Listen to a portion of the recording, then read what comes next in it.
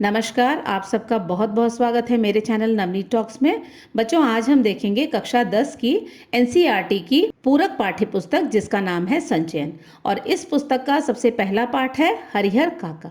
कक्षा 10 की टर्म 2 की परीक्षा में इस पाठ से संबंधित किस तरह के प्रश्न पूछे जाएंगे, इसके बारे में इस वीडियो में हम चर्चा करेंगे। इस पाठ से संबंधित जो प्रश्न उत्तर होंगे वो आपकी उच्च चिंतन क्षमता और अभिव्यक्ति का आकलन करने पर आधारित होंगे। इसका मतलब ये है कि ऐसे पाठ जो कि समाज से संबंधित होते हैं उनके बारे में आपके क्या विचार हैं और आप किस तरह से इस कहानी को अपने समाज से जोड़कर देखते हैं, इनसे संबंधित प्रश्न भी पूछे जाते हैं। तो आइए हम देखते हैं कि किस तरह के संभावित प्रश्न इस पाठ से पूछे जाएंगे। पहला प्रश्न है, हरिहर काका पाठ के आधार पर समाज में रिश्तों की बदलती तस्वीर और अहमियत पर प्रकाश डालते हुए अपने विचार प्रकट कीजिए। अब ये जो प्रश्न है इसमें आपको हरिहर काका पाठ की कहानी बिल्कुल भी नहीं लिखना है। यहाँ पर हरिहर काका पाठ जो है वो किस तरह से समाज की एक बदलती हुई तस्वीर को दिखा रहा है। हरिहर काका और उनके भाइयों के बीच में जो एक रिश्ता था वो किस तरह से लालच की वजह से बिल्कुल खत्म हो जाता है, इस चीज को बताते हुए आपको इस उत्तर को लिखना है। इस उत्तर को लिखते समय इस कहानी से संबंधित जो परिस्थितियां हैं, जो घटनाएं हैं, उनका आप 1 या 2 वाक्यों में उसे आप लिख सकते हैं, लेकिन ज्यादातर कोशिश यही करनी है कि आपको इस उत्तर में अपने विचार लिखने हैं। तो आइए देखते हैं इसका उत्तर किस तरह से हो सकता है। आज समाज में रिश्तों की अहमियत धीरे धीरे समाप्त होती जा रही है। ज्यादातर लोग अपने स्वार्थ के लिए रिश्ते नाते निभाते हैं। लोग उन्हीं लोगों से रिश्ता बनाए रखना चाहते हैं जो या तो कामयाब हैं या आर्थिक रूप से बहुत मजबूत हैं। अब हर रिश्ता स्वार्थ सिद्धि करने के लिए ही बनाया या निभाया जाता है। यह सच है कि रिश्तों के द्वारा व्यक्ति की समाज में विशेष भूमिका निर्धारित होती है। रिश्ते ही सुख दुख में काम आते हैं। आज के इस बदलते दौर में दुख की बात यह है कि रिश्तों पर स्वार्थ की भावना हावी होती जा रही है। रिश्तों में प्यार व विश्वास समाप्त हो गया है। इस कहानी में भी काका के हिस्से की जमीन का लालच उनके अपने ही भाइयों को हैवान बना देता है। हरिहर काका के अपने सगे भाइयों और ठाकुरबाड़ी के महंत में कोई अंतर नहीं था। काका की जमीन हड़पने के लिए दोनों ही पक्ष काका की हत्या करने से भी पीछे नहीं हटे। यह सब देखकर यही लगता है कि समाज बहुत बदल गया है और रिश्तों की अहमियत अब खत्म हो चुकी है। तो आइए देखते हैं दूसरा प्रश्न। यदि किसी गांव या शहर में आप हरिहर काका जैसी हालत में किसी को देखते हैं तो आप उसकी किस प्रकार मदद करेंगे। यहाँ पर भी आपको हरिहर काका को ध्यान में रखते हुए इसी तरह के किसी लाचार और मजबूर व्यक्ति के बारे में बताना है और आप उसकी मदद किस तरह से करने वाले हैं ये आपको लिखना है। तो आइए देखते हैं इसका उत्तर किस तरह से हो सकता है। हरिहर काका जैसी हालत में यदि कोई मिले तो मैं उसकी सहायता निम्न प्रकार से करूंगा। पहला, सबसे पहले उस वृद्ध व्यक्ति के घर वालों को समझाएंगे कि वे अपने कर्तव्य से पीछे ना हटें।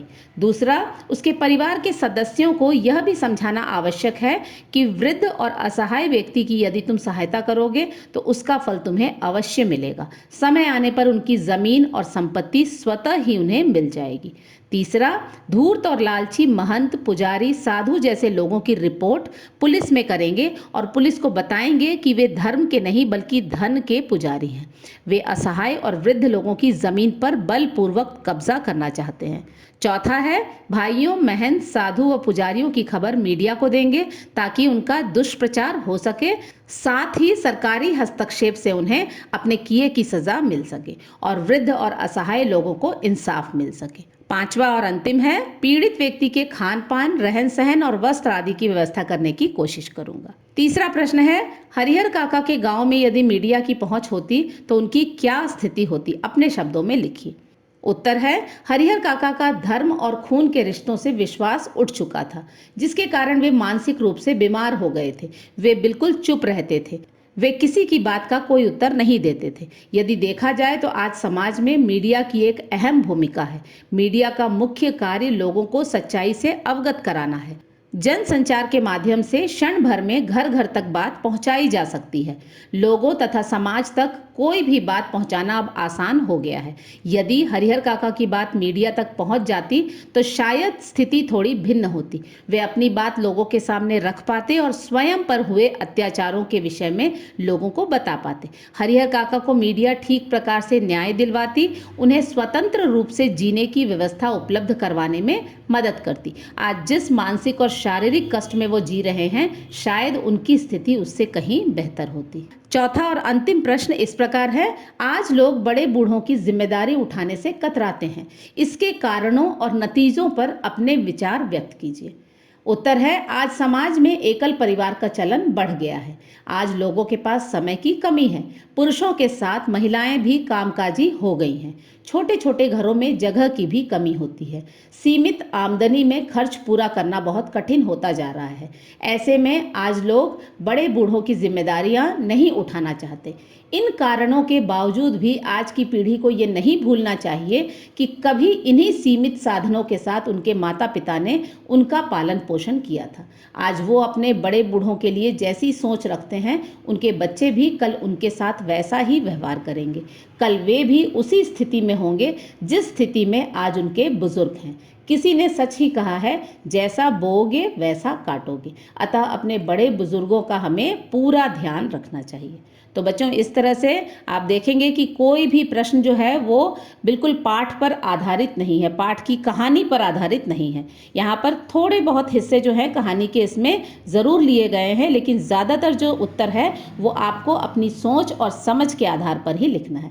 इस तरह के प्रश्न आने वाले टर्म 2 एग्जाम में ज़रूर पूछे जाएंगे। तो बच्चों, मुझे आशा है कि पाठ हरिहर काका से संबंधित अभ्यास प्रश्नों का आप सभी अवश्य लाभ उठाएंगे। संचयन पूरक पाठ्य पुस्तक के अन्य पाठों से संबंधित अभ्यास प्रश्न भी हम आगे अवश्य देखेंगे।